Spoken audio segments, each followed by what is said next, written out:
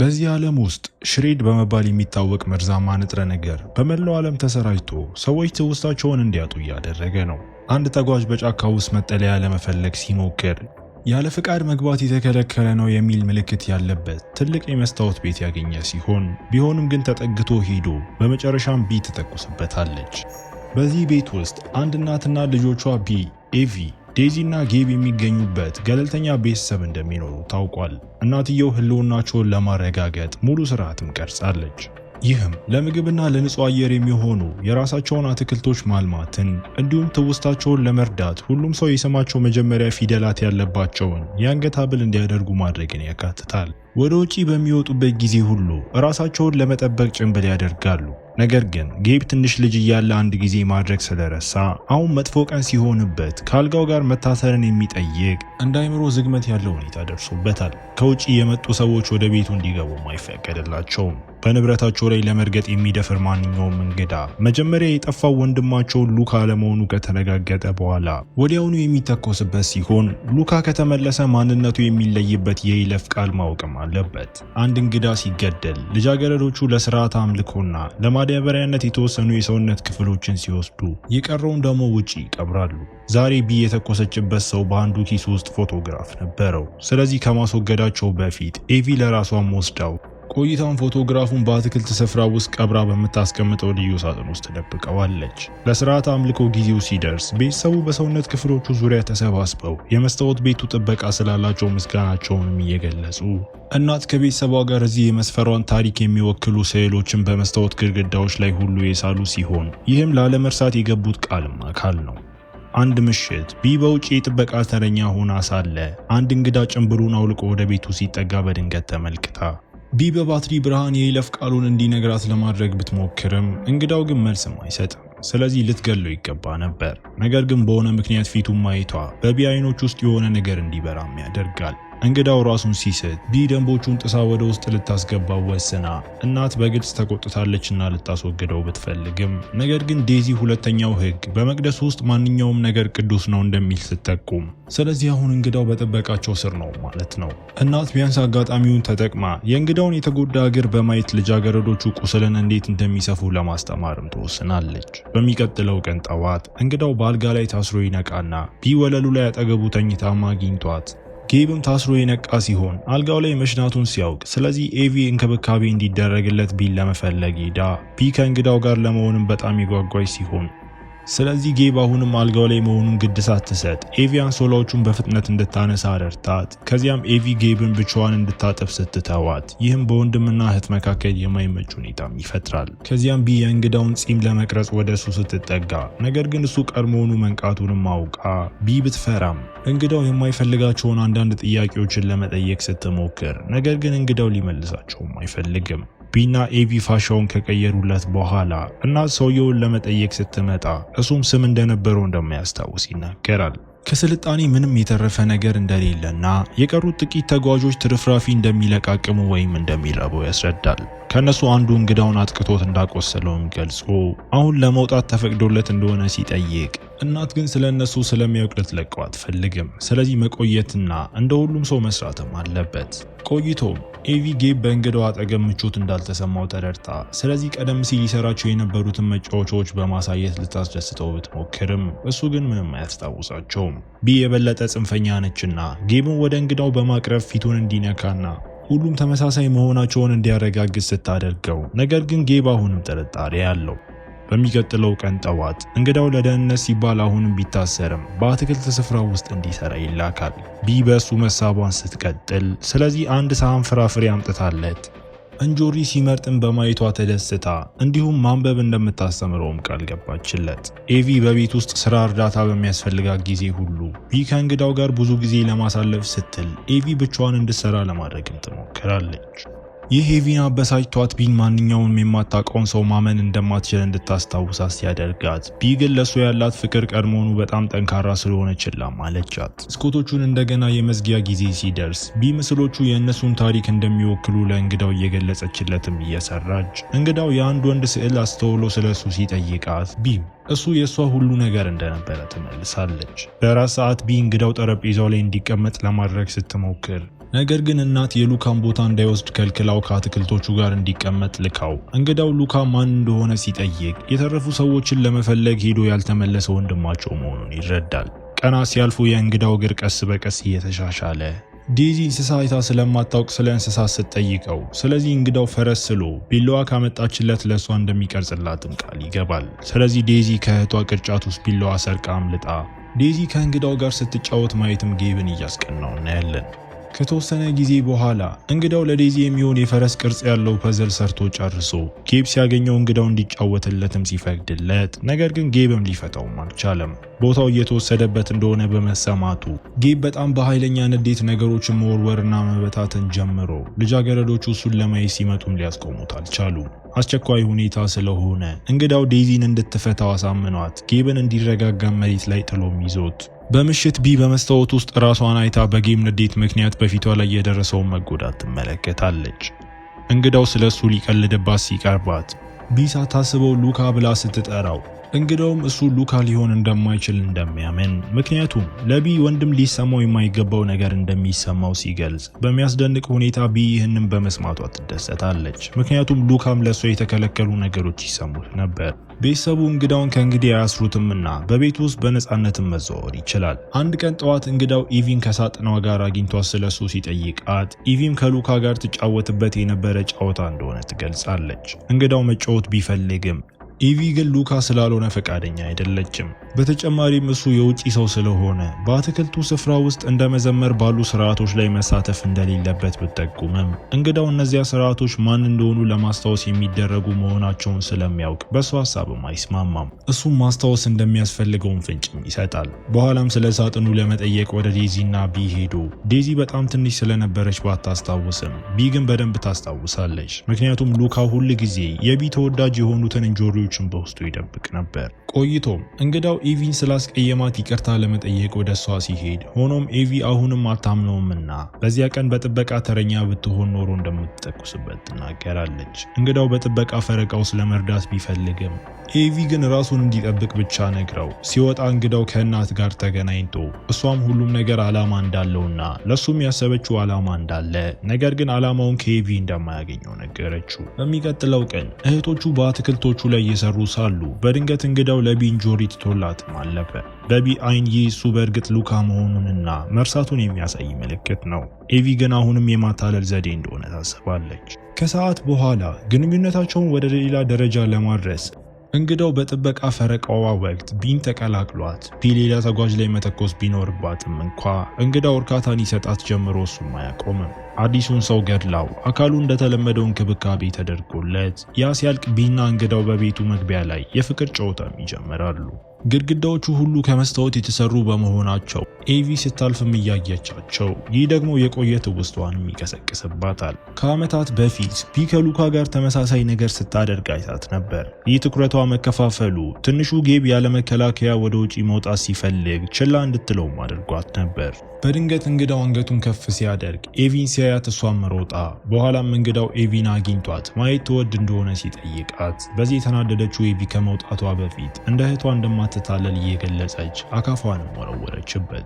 በዚያ ቅጽበት እንግዳው በአፈር ውስጥ አንድ እንግዳ ነገር አስተውሎ የኤቪን ሳጥን ያገኘ ሲሆን በውስጡም የሉካ ስም ያለበት ትንሽ ቦርሳ፣ 2 አሮጌ ባትሪዎችና ኤል ፊደል ያለበት የአንገት ሐብልም ይገኛል። እንግዳው ስለነዚህ የአንገት ሐብሎች ዴዚን ለመጠየቅ ሲሄድ ልጆቹ ሲወለዱ እናት እንደሰራችላቸውና ፈጽሞ ማውለቅ እንደሌለባቸውም ነገረችው። ለሌላ ስርዓት አምልኮ ጊዜው ሲደርስ እንግዳው በጠረጴዛው ዙሪያ ተቀላቅሏቸው ይህም የውጪ ሰው ቅዱስ መንገዶቹን እያበላሸ ነው ብላ የምታስበውን ኤቪንም ያበሳጫታል። እንግዳው ሲመጣ ይዞት የመጣውን የሳንቲም ከረጢት በማውጣት ምላሽ ሲሰጥ የሉካ የአንገት ሐብልም አብሮም ይወጣል። ኤቪ እንደደበቀችው ስላልተናገረች እንግዳው የአንገት ሐብሉ ሁል ጊዜም ከሱ ጋር እንደነበርና ትርጉሙን በቀላሉ ረስቶት እንደነበር አሁን ግን በእርግጥ ሉካ መሆኑን እንደሚያውቅም ይናገራል። ቢና ዴዚ ሲያምኑት ኤቪ ግን የአንገት ሐብሉን ለመስረቅ እውነተኛውን ሉካን አጥቅተኸዋል ስትል ስትከሰው ይህም ክርክር እንዲነሳ ሲያደርግ እናት ግን ቤተሰቡን ስለጠበቀች ኤቪን በማመስገንም ክርክሩን አቋረጠችው። ግልጽ በሆነው አድሎ ተበሳጭታ ቢ የጌብ ሁኔታ የኤቪ ጥፋት እንደሆነ ለሁሉም ታስታውሳለች። ምክንያቱም እህቷን ከመሰለል ይልቅ ያለ መከላከያ ወደ ውጪ እንዳይወጣ ስላልከለከለችው ነው። ይህም ኤቪ እያለቀሰች እንድትወጣም አድርጓት በእራት ሰዓት እንግዳው በመጨረሻ ጠረጴዛው ላይ እንዲቀመጥ ተፈቅዶለት እነዚህ ለውጦች ሁሉ ጌብን በጭንቀት ውስጥም ጣሉት። በኋላም ኤቪ እውነቱን ማየት የምትችለው እሷ ብቻ የሆነችው ለምን እንደሆነ እናትን ለመጠየቅ ስትሄድ እናት ግን እቅድ ስላላት እንዳትጨነቅ ነግራት አንዴ ልጅ ከመጣ በኋላ ሰውየው ይጠፋል፣ ምክንያቱም ሉካ ሁል ጊዜ ይሄዳል ትላታለች። በዚያ ምሽት እህትና ወንድሞቹ ቢና እንግዳው በቢ አልጋ ላይ የፍቅር ድምጽ ሲያሰሙ እየሰሙ ማይተን ከጥቂት ቀናት በኋላ የእንግዳው እግር በመጨረሻ ሙሉ በሙሉ ቢድንም ነገር ግን እናት አሁንም የጥበቃ ፈረቃዎችን ብቻውን እንዲወስድም አትፈቅድለትም። ልጃገረዶቹ ልብስ እያጠቡ ሳሉ ኤቪ የቢ የወር አበባ መቆሙን አስተውላ ለእናቷ ስትነግራት እናት የቢን የወር አበባ በቀን መቁጠሪያዋ መከታተል ትጀምርና ከጥቂት ሳምንታት በኋላ ለልጇ በእርግጥም እርጉዝ መሆኗንም ታሳውቃለች። ቢ ዜናውን በመስማቷ በጣም ደስተኛ ናት። ነገር ግን ሀብታቸው ውስን ስለሆነ ቢ ህፃኑን ወይም እንግዳውን መምረጥ እንዳለባትና ስትገልጽ ደስታዋ ወደ መራርነትም ይለወጣል። ቢ ምን ያህል እንደተከፋች ለማሳየት ማልቀስና መጮህ ስትጀምር ይህም የጌብን የመደንገጥ ስሜት ሲቀሰቅስ ይህም ወደ ውጪ እንዲሮጥም አድርጎት ኤቪ በልጅነቱ ተመሳሳይ ነገር ተከስቶ ትውስታውን ባጣበት ቀን የነበረው ትውስታ ስለመጣባት ጥፋተኝነት እየተሰማትም ትከተለዋለች። በድንገት እንግዳው ያለ ጭንብል ብቅ ይልና ለኤቪ ይህ የእሷ ጥፋት እንዳልሆነ ከመንገሩ በፊት ጌብን አንስቶ ወደ ውስጥ መልሶት ኤቪ ጌብ በእሷ ምክንያት ያጣው የሚያምር አእምሮ እንደነበረው እያለቀሰች ስትገልጽ ነገር ግን እንግዳው ሊያጽናናት ከመቻሉ በፊት የቀናችው ቢ ጣልቃ ገብታ ለሚቀጥለው የጥበቃ ፈረቃ አብሯት መምጣት እንዳለበትም ታስታውሰዋለች። ወደ ውጪ ሲወጡ ቢ ለእንግዳው እርጉዝ መሆኗንና እሱ መሄድ እንዳለበት ስትነግረው እሱ ግን ለመሄድም ፍቃደኛም አይሆንም። ቢን አቅፎ እናት ምክንያታዊ እንድትሆን እንደሚያደርጋትም ቃል ገብቶላት ይህ በእንዲህ እንዳለ ጌብ ኤቪን ስትተኛ አይቷት እሱም ወደ አልጋዋ ወጥቶ ይነካት ሲጀምር ኤቪ በድንገት ነቅታ ገፍትራው ነገር ግን እሱን የበለጠ እንዳታበሳጨው በሌላ መንገድ ልታስደስተውም ትሞክራለች። በኋላም ሁሉም ሰው እያረፈ እያለ ኤቪ እንቅልፍ ስላጣች ካልጋዋ ስትነሳ እንግዳው ተከትሏትም ለዘላለም በጥፋተኝነት ስሜት መኖር እንደሌለባትና ካልፈለገች እነዚያን ነገሮች ከጌብ ጋር ማድረግ እንደሌለባት ሲነግራት ኤቪ ጌብ ደስተኛ መሆን ስለሚገባው ባትስማማም እንግዳው ግን እሷም ደስተኛ መሆን እንዳለባት ያስባል።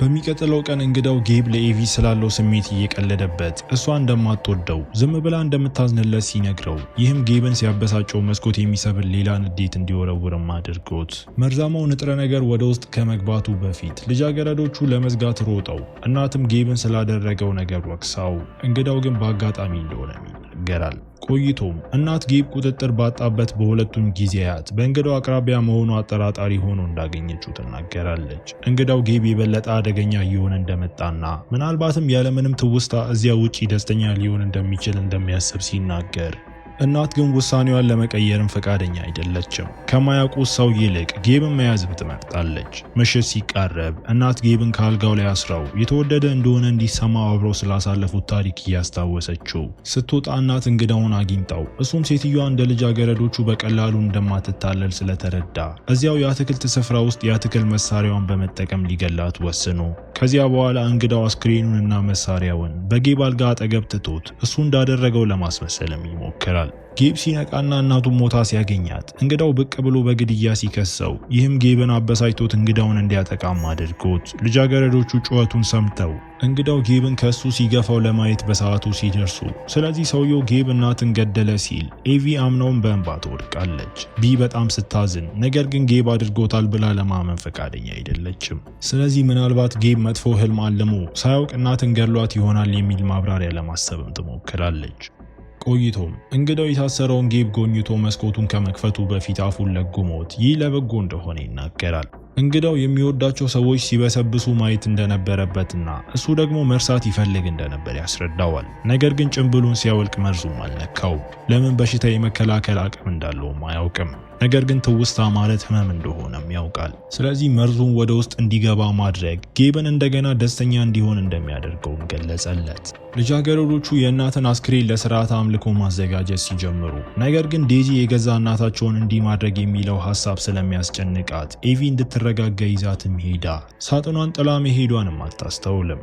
ቢም ሳጥኑን ለማየት እድሉን ስትጠቀም የሉካ ስም ያለበትን ትንሽ ቦርሳና ሁለቱም ባትሪዎች አገኘች። ይህ ለቤተሰቧ ያልተናገረችውን አንድ ተጓዥ ላይ ስለመተኮሷ ትውስታ ሲቀሰቅሳት፣ ስለዚህ ወደ ውጪ ሮጣ በአትክልቱ ስፍራ ውስጥ የቀበረችውን ጉድጓድ ቆፍራ ሁሉንም ነገር እንድታስታውስ የሚያደርጋትን የባትሪ ብርሃንም አገኘች። ቢ የገደለችው ሰው እውነተኛው ሉካ እንደነበርና የባትሪ ብርሃኑ ድንጋዮቹ ስለሞቱ የይለፍ ቃሉን መመለስ እንዳልቻለ ማወቀች። ቢ አስክሬኑ ስትፈትሽ የባትሪ ብርሃኑንና የአንገት ሐብሉን አገኘች። ስለዚህ እውነቱን ከቤተሰቧ ለመደበቅ ሁሉንም በአንድ ላይ ከቀበረች በኋላ ቢ ያደረገችውን ለመርሳትም ጭንብሏን አወለቀች። ባትሪዎቹና የአንገት ሐብሉ በኤቪ ሳጥን ውስጥ ስለነበሩ ኤቪ ስለተከሰተው ነገር ሁሉ ታውቅ ነበረ ማለት ነው። ቢ ሉካ ተመልሶ ሊመጣ ይችላል ብላ እንድታስብ ስላደረገች እህቷ ላይ ለመጮህ ወደ ውስጥ ስትሮጥ፣ ኤቪ ግን እሷን ከትልቅ ህመም ለመጠበቅ ስትል እንዳደረገችው ትገልጻለች። ይህ ቢ አብረው ወደ ውጪ እንዲወጡ ኤቪን እንድትጠይቅ ሲያነሳሳት፣ ኤቪ ግን ማንነቷን ለማጣት ፈቃደኛ አይደለችምና እሷን ለማስቆም ትሞክራለች። እንግዳው ትግላቸውን ለማስቆም ይመጣና ትኩረቱ በኤቪ ላይ ሲያርፍ ቢ ቀንታ ለመርሳት ወደ ውጪ መሮጣ ኤቪ እሷን ለመከተል ብትፈልግም ነገር ግን እንግዳው የራሷን ህይወት የማግኘት መብት እንዳላት በማስታወስ አስቆሟት። በዚያ ቅጽበት ዴዚ ጌብ እንደተለወጠ ለሌሎች ለመንገር የመጣች ሲሆን እሱ ልክ እዚያ እንደሌለ ሁሉ በአልጋ ላይ ዝም ብሎ ተኝቷል። ኤቪ ችግሩ ምን እንደሆነ ለማወቅ ስትሞክር ቢ ተመልሳ ስትመጣ እንግዳውንም አታውቀውም። ይህም መርዙ እንድትረሳን ማድረጉንም ያረጋግጥልናል። ኤቪ መላ ቤተሰቧን ቀስ በቀስ በመርዙ ምክንያት እያጣች እንደሆነና የምታስታውሰው እሷ ብቻ እንደቀረች ስትረዳ እንግዳው እሱም መርሳት እንደማይችል እያስታወሳት ሊደግፋት ቃል ገብቶ ስለዚህ ኤቪ ስለተከሰቱት መጥፎ ነገሮች ለማንም ላለመናገርና ቤተሰቡን ለመጠበቅ አብሮ ለመስራትም ትስማማለች። ከዚያም እንግዳው ኤቪን አንስቶ በቢ አልጋ ላይ የፍቅር ጨዋታ ሲጀምሩ የደነዘዘው ጌብም እየሰማቸው እናያለን። ከዚያን ጊዜ ጀምሮ በቤት ውስጥ ያለው የስልጣን ተዋረድም ተለወጠ። ኤቪና እንግዳው አሁን የቤተሰቡ መሪዎች ናቸው። ዴዚም በመጨረሻ የእናት ሳይሆን የቢ ልጅ መሆኗን የሰማች ሲሆን እውነተኛው ሉካ ቢን አስረግዟት ነበር። ከዚያ እናት በልጁና በፍቅረኛዋ መካከል እንድትመርጥ ስታደርጋትም እሱም ሄደ። አዲሱ ቤተሰብ ለእናት አስክሬን ስርዓት አምልኮ ካደረጉ በኋላ አዲሶቹን አባላት ለመወከል የመስታወት ስዕሎቹን እንደገና በመቀባት አዲስ ደስተኛ ህይወትም አብረው ይጀምራሉ። ይህ ወደ ውጪ ስትወጣ ከእንግዲህ ጭንብል አታደርግም። ኤቪም እንግዳው አባት ስለሆነ ህፃኑ በአባቱ የበሽታ መከላከያ ይተርፋል ብላ ተስፋም ታደርጋለች። ጌብ ላይናገር ይችላል፣ ነገር ግን በራሱ መንቀሳቀስ ጀምሮ አንድ ቀን ከሰዓት በኋላ አንድ ትውስታ ስለመጣለት በአትክልቱ ስፍራ ውስጥ መቆፈርም የጀመረ ሲሆን የኤቪና የቢን የአንገት ሐብል ያደረጉ ሁለት አጽሞች አግኝቶ ይህም አሁን ያሉትም ቢሆኑ የመጀመሪያዎቹ ሰዎች እንዳልሆኑ ያሳያል። እናት ሁል ጊዜ በባላንስ የምታምን ስለነበረች ልጅ መተካት ባለባት ቁጥር አዲስ ተጓዥን እንደ ሉካ ትጠቀም ነበር እና አንዴ ልጁ ከተወለደ በኋላ ሉካ እንዲሄድም ምክንያትም ታደርገዋለች። ይህ በእንዲህ እንዳለ አሁን በይፋ የቅርብ ጊዜው ሉካ የሆነው እንግዳው የጥበቃ ፈረቃዎችን ብቻውንም መውሰድ ጀምሯል። አንድ ወጣትና ጤናማ ተጓዥ ወደ ቤታቸው ሲገባ ሉካ አዲስ ምትክ የሚሆንበት ጊዜ እንደደረሰ ወስኖ በሱ ፋንታ ጌብ ላይ ሲተኩስበትም እያሳየን ፊልሙ እዚህ ጋር ይጠናቀቃል። እስከ መጨረሻው አብራችሁኝ ስለነበራችሁ አመሰግናለሁ። በቀጣይ ቪዲዮ እስክንገናኝ መልካም ጊዜ